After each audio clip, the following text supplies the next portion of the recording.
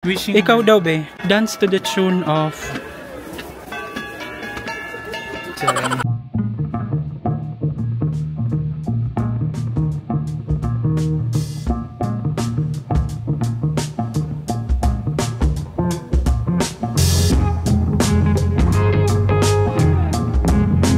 Hindi ka nagsasalita. So ayan, nandito na tayo sa may Stone Kingdom and this is our first time. I think, ang daming ba to? So this is Igorot Stone Kingdom and paano tayo nakarating dito ba? Unang-una sa lahat, pumunta tayo sa may Abanao Square. Yun yung pinaka-marker. Tapos sa tawid niya may BPI A Hotel. Nag-jeep tayo and then 14 pesos lang yung ating pamasahe sa jeep. Long via Tamawan. So sa unahan lang ng Tamawan. Pumunta na tayo dun sa entrance. Bumili tayo ng ticket 100 pesos. Tapos yun yung isusurrender. Tapos papasok na. So yan guys, that's the entrance. Pero ang daming taong nag-exit and then there, pwede magpa-picture, mag-borrow ng Igorot outfit and then also merong ano doon, Big Dog Kineme. Tapos pwede din dyan mga statue and all. And then maglakad tayo papunta sa center. Go! So ayan, susundan natin tong ano na to. Kuya Kim na to. Kuya Kim! So kung makikita nyo guys, nandito tayo ngayon sa pinaka-center ng Igorot Stone Kingdom. So may different level siya. And iyan yung itatry nating So meron din silang performance stage dito sa gitna. Pero hindi pa sila nagpa-perform. So ayan, itatry na nating baybayin ang Igorot Golden Bridge. Tara!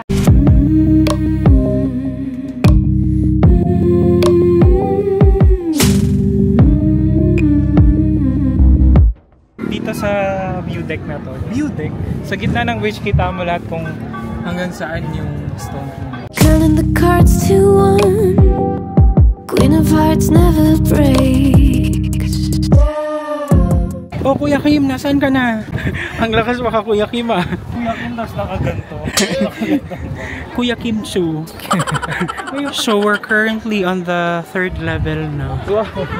Bilang diba? Uy, 3rd level na kaya.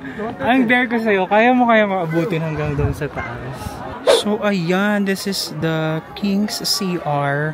Here, the Igorot King unloads his nutritious gift, which makes the pig's pork sweet and delicious. Ah, okay. Bakit CR? Oh, may mga piso-piso oh. Beso, anong realization mo upon coming here? Wala. Ikaw ba, anong realization? May dadaan.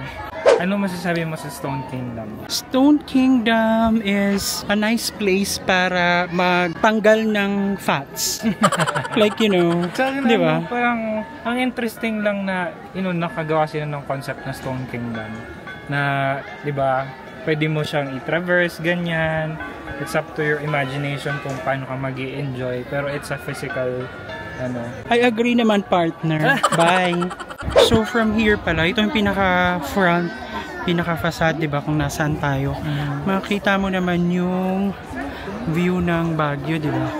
Tsaka ang ganda ng weather ngayon, but then we need to hurry up kasi parang abutan tayo ng ulan.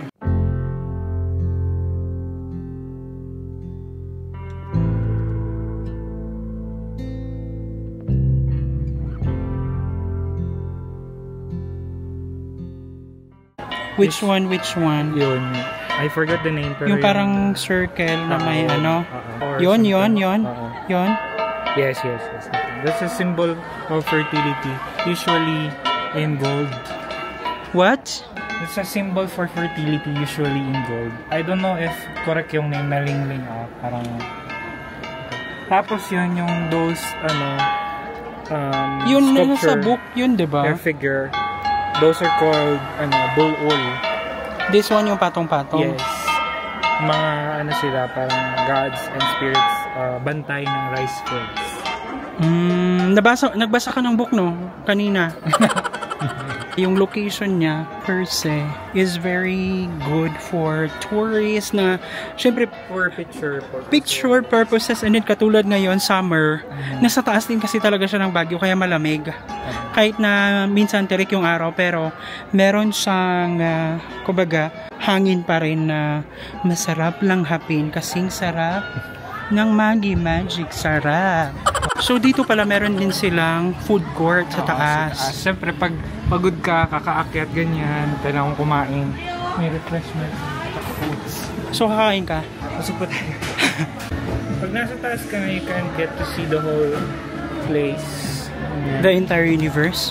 The entire universe of Stone Kingdom. So ito pala, dito sa taas sila merong... Sunset view. Wow. Like, you know, tirik yung araw. Tirik yung araw, di ba? Pero since this is Baguio, sarap ng hangin. So ito na yung ano, meron actually sa pinakataas dyan. That's the panoramic view deck, parang ganon. So, tingnan natin, gawa tayo ng isang, ano ba yung tawag doon, panoramic shot. So here, nasa ka na, Dito tayo sa pinakataas na part na Stone Kingdom. So, kitang-kita mo ngayon yung view kung saan siya situated actually. So, ito na yung tinatawag nilang panoramic deck. So, ayan. Realization. Ano, habang umakit tayo, may mga nakapaskil kasi na mga personal notes kung para saan yung place, ganyan. May mga parts kung saan may Cordilleran personalities, kumbaga parang tribute to those amazing it's individuals. It's somehow an educational tour to introduce or reintroduce more of the Igorot tribe and history and important personalities, ganon. Oo, parang it's a symbolic thing na it's a marvel of Igorot pride, parang gano'n. Kasi mahirap talagang gumawa ng stone structure. Sobrang laki niya.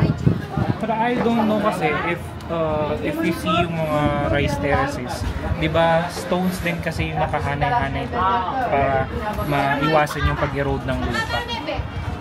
So what are you saying is? So parang it mimics the parang yung mga part na yan na parang may mga terraces. Yung hagdan-hagdan. Gusto ko yung yung alam mo yung na-imagine ko yung sa Georgia, si Mama Georgia. Si Mama Georgia yung kapag kaganyan, tapos nakaharap siya sa mismong bayan and then nasa taas siya, nasa tuktok ng bundok. So si Mama Georgia yun. Yan si Daddy Igorot. Daddy Pau Pau.